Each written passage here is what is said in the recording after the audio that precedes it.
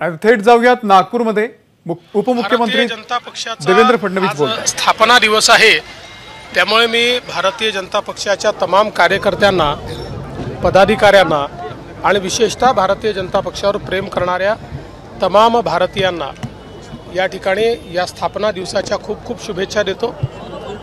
आज या स्थापना दिवसाच्या निमित्ताने आम्ही पुन्हा एकदा संकल्प केला आहे की प्रधानमंत्री मोदीजींच्या नेतृत्वात देशातल्या शेवटच्या व्यक्तीपर्यंत, महाराष्ट्रातल्या शेवटच्या व्यक्तीपर्यंत आम्ही पोचू।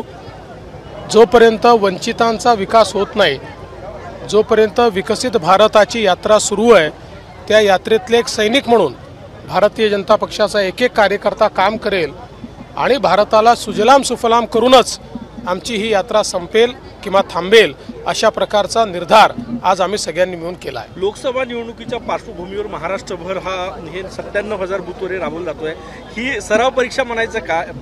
नाही, असं आहे की बूथ चलो अभियान हे आम्ही वारंवार राबवतच असतो। त्या संदर्भात आजच्या स्थापना दिवसाचं औचित्य साधून आम्ही पुन्हा एकदा बूथवर चाललेलो आहोत।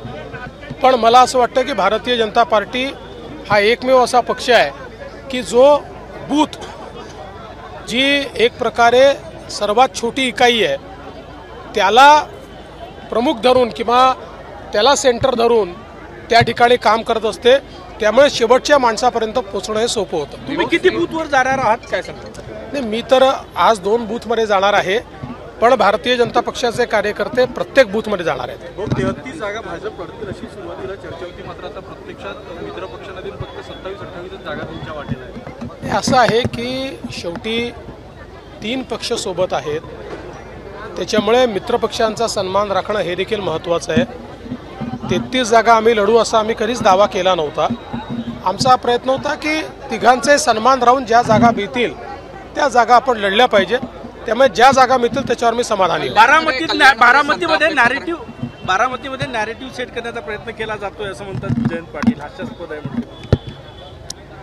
जयंत पाटीलच आजकाल इररिलेव्हंट झाले आहेत। मला हे माहिती आहे की ते त्यांच्या पक्षात इतके नाराज आहेत की त्यांच्या पक्षात त्यांना कोणी विचारत नाही। त्याच्यामुळे अलीकडच्या काळात असे स्टेटमेंट ते देत आहेत। बघा, कुठे दिसत आहेत का तुम्हाला जयंत पाटील?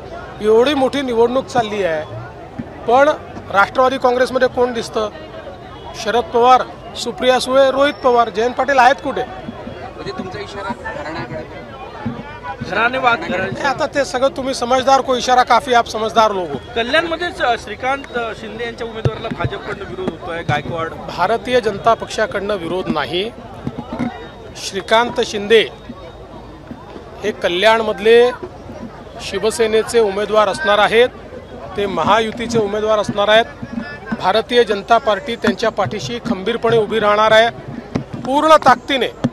आणि मागच्या वेळेसपेक्षा जास्त मतांनी डॉक्टर श्रीकांत शिंदेंना कल्याणमधनं आम्ही सगळे, म्हणजे भारतीय जनता पार्टी, शिवसेना, राष्ट्रवादी, रिपाई, रासपा, आमची जी एक बृहद युती आहे, ही युती त्या ठिकाणून त्यांना निवडून आणेल हा मी विश्वास करतो। शरद पवारांनी आघाडी धर्म पाळला नाही असं नाना पटोले खुद म्हणाले काल भिवंडीची जागा जाहीर केल्यामुळे। मी तुम्हाला एक सांगू का, कोणीतरी महाविकास आघाडीचं वर्णन अतिशय चांगलं केलं।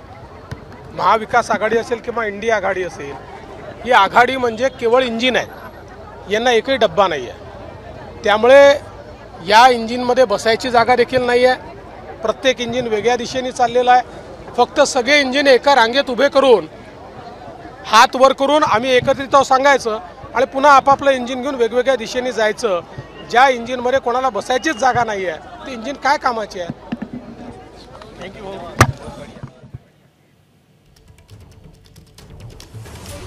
तर देवेंद्र फडणवीस यांनी या ठिकाणी एक मोठी घोषणा केलेली आहे। वंचितचा विकास करण्याचा निर्धार, भाजपला सुजलाम सुफलाम करायचा हाच आमचा ध्येय असल्याचं म्हटलेलं आहे। आणि कल्याणमधून त्यांनी श्रीकांत शिंदे यांच्या पाठीशी आम्ही उभा असल्याचं देखील म्हटलेलं आहे।